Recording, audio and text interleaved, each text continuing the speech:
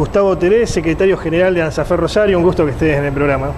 Bueno, un gusto a ustedes y gracias por la invitación. ¿Cómo están las cosas en el marco de la pandemia? Sabemos que estamos en cuarentena, pero las clases se siguen desarrollando vía Zoom. Sí, me parece que primero, nosotros como sindicato, apenas empezó el tema de la pandemia, planteamos una consigna, que era cuidar nuestras vidas, cuidar nuestra salud y defender nuestros derechos. En ese contexto, la pandemia trastocó la dinámica de las instituciones, de la escuela.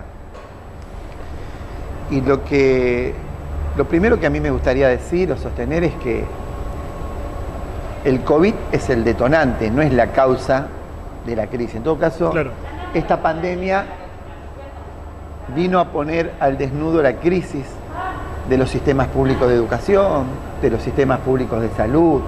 Sacó a la superficie, digamos, algo que ya estaba. Digamos, los ajustes, las crisis sucesivas de las que venimos transitando desde hace muchos años, han puesto al desnudo y han mostrado la fragilidad de estos sistemas.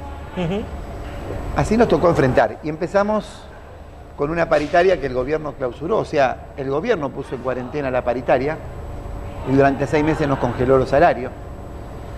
Gobierno provincial. De Perotti, Omar Perotti. Y a nivel nacional nos dieron una suma miserable, fija, donde provincias mucho más vulnerables realmente no les ha servido o es prácticamente una suma insignificante. También tiene responsabilidad el gobierno nacional. El Ministerio de Educación de Nación tiene responsabilidades en mejorar las condiciones salariales, pero también tiene responsabilidad el Ministerio de Educación Nacional en garantizar la conectividad, claro, construir plataformas gratuitas y haber provisto de soportes electrónicos a 100.000, 150.000 chicos en todo el país, 1 millón que no tenían cómo conectarse, es la responsabilidad del gobierno nacional. No estoy diciendo ni siquiera que repartir computadoras a todas las alumnas y alumnos como se hizo una década antes, pero sí, por lo menos, a una cantidad significativa de pibas y pibes, de adolescentes, inclusive en educación de adultos que no tenían este soporte. El gobierno nacional no actuó en eso. O sea, no estuvo a la altura de la circunstancia.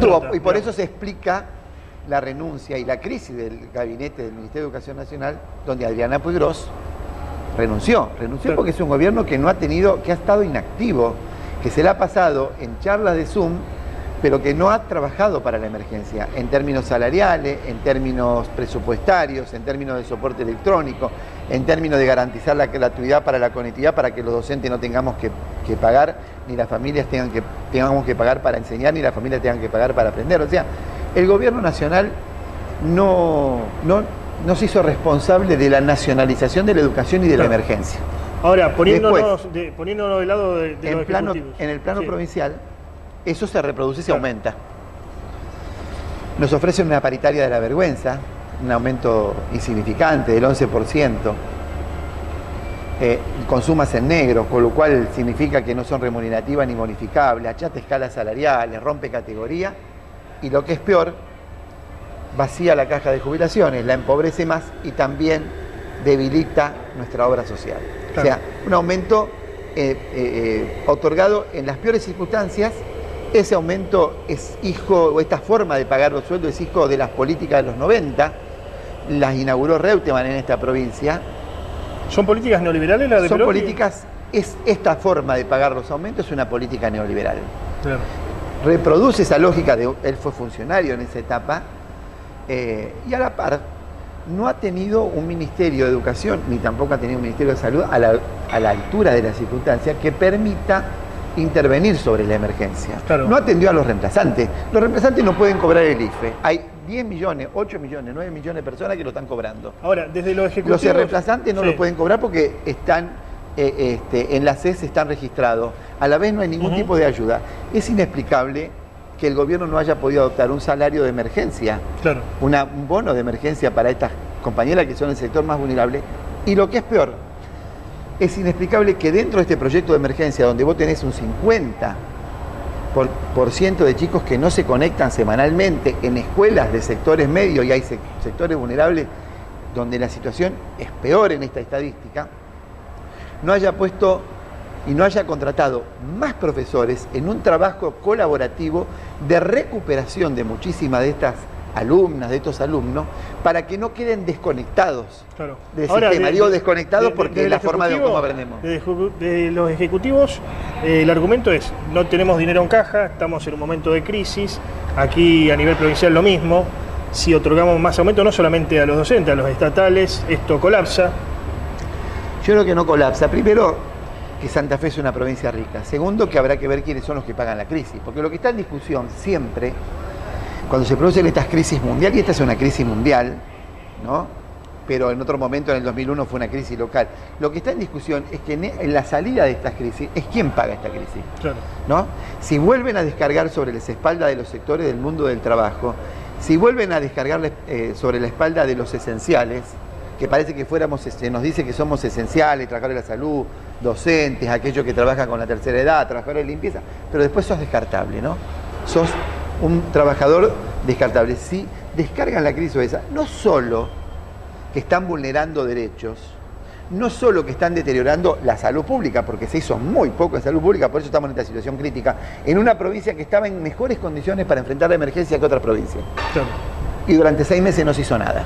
Ahora, y en el sistema educativo... ¿En estas condiciones vuelven las clases, digamos? No hay ninguna posibilidad en estas condiciones, en este momento, aquí y ahora, analizando esta coyuntura, no hay ninguna posibilidad de vuelta a la presencialidad. Claro. Porque estamos en el pico de la pandemia. Vos fijate la... No, y además nos decía Rubén Rosa, titular del FAE, que la situación en los barrios de las escuelas públicas no es la mejor, digamos. No.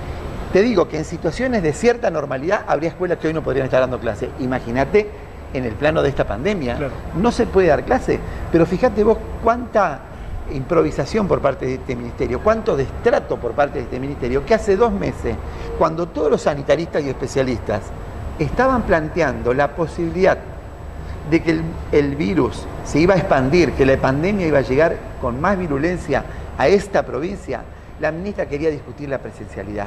Estaba discutiendo por fuera de la realidad, sin ningún conocimiento científico, cuando en realidad tenía que atender la virtualidad, que era donde teníamos problemas. Hoy la ministra tiene que reconocer que no se puede volver a la presencialidad y durante estos 3 meses no tomó ninguna medida para que esos chicos se revinculen, esas alumnas y alumnos que tienen problemas se revinculen, para que los docentes que tienen problemas con conectarse, el gobierno actúe con los soportes, con los apoyos tecnológicos, pedagógicos necesarios. Hay muchísimo para hacer para transitar este año en la virtualidad. Si tuvieran que enumerar alguna medida del gobierno a favor de mejorar las condiciones de trabajo, yo te diría que este gobierno provincial no tomó ninguna. Gustavo Terés, muchas gracias. No, gracias a ustedes. Yo quiero cerrar saludando a mis compañeras y a mis compañeros que siguen poniendo el cuerpo, que siguen estando en la primera línea, aquellas compañeras directoras, asistentes escolares que están en las escuelas con los bolsones o entregando los trabajos en soporte en papel porque las familias no tienen conectividad, y también aquellas que no se desconectan con nuestros alumnos. Acá el único que se ha desconectado de la sociedad, y en este caso del sistema de educación pública, es el gobierno. Muchas gracias.